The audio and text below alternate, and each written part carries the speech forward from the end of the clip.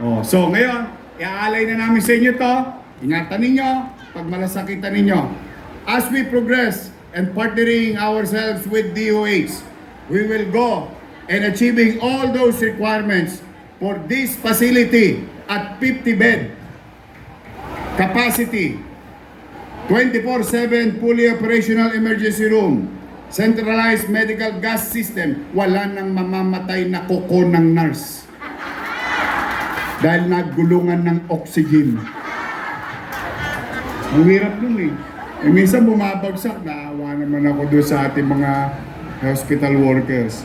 Maternity department, OPD, surgery and internal medicine, laboratory and central diagnostic, x-ray, radiology department, pharmacy, dietary department, male and female wards, 22 beds, isolation ward. Oh, sino na gusto mauna? May morgue. At least, malamig-lamig. Hindi ka napapawisan. One service elevator for patient in bed. Hindi mo nakakargahin. Bakit? One passenger elevator with 10 persons capacity, emergency ramp, 7 nurses and 22 comfort rooms. Kalaunan, pag tayo nagbuti bilang pamahalaan, o malay nyo, ma-achieve na natin, fully operational ang lahat ng yan under level 1 through the help ng ating DOH. Oh. Sino ang mga bungi?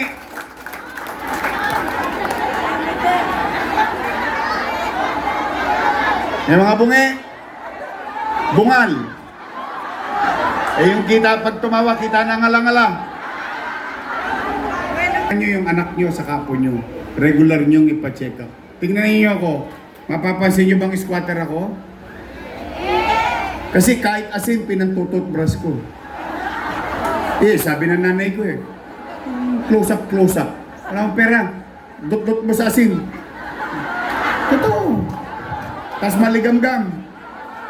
Ayun, toothbrush, umaga. Awa ng Diyos. Ingatan ninyo. Maganda naman na dyan na may facility na Ayusin ninyo na ang inyong sarili at inyong mga anak. So muli, maraming salamat sa ating mga bisita. I will see you soon. Sa mga barangay ng Intraport, you can go here. You're welcome here. To everyone, ito, kami ni Chi Atienza at ng inyong Konseho ng Maynila, Congressman Erwin Cheng, lahat ng mga halal ng bayan ninyo dito sa lungsod. Inaalay namin sa inyo to. At nawa, maging patuloy na maging maayos at malusog at payapa ang pamumuhay dito sa Basec. Mag-iingat kayo. I love you. Pagpalain nawa kayo na angkong may kapal. Manila! Natin ang ribbon cutting. Yan po. At pagkatapos naman po ay ang unveiling ng marker ng ospital ng Basec.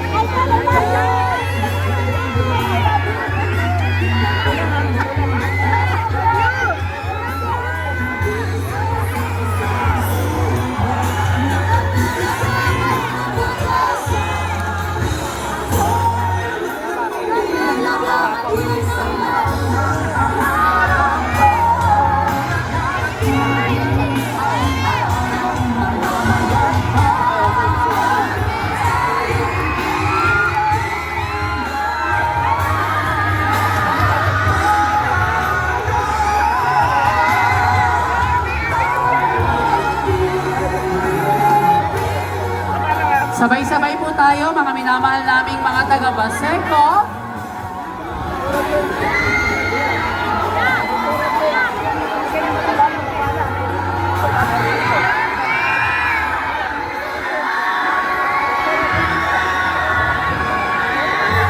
Dr. Grace Padilla, ayan.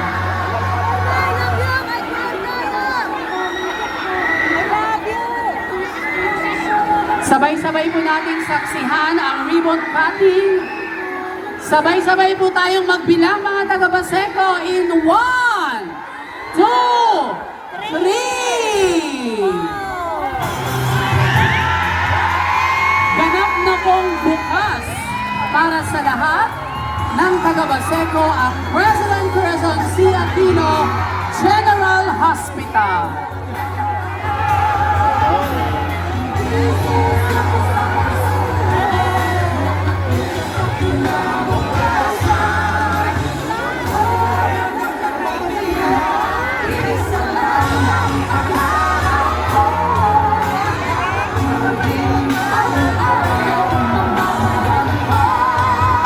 Ngayon naman po ay papasok sa loob po ng emergency room.